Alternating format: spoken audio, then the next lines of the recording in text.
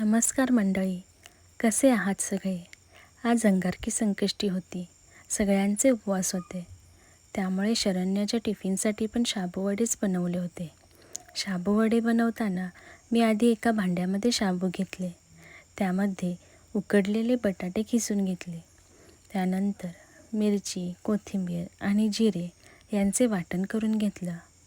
ते घातलं. चवीनुसार मीठ, शेंगदाण्याचा कूट घालून सगळं एकत्र करून घेतलं व त्याचे वडे बनवून घेतले. वडे तेलात सोडून फ्राय करून घेतले. टिफिनसाठी व नाश्त्यासाठी आज शाबूवडेच बनवले होते.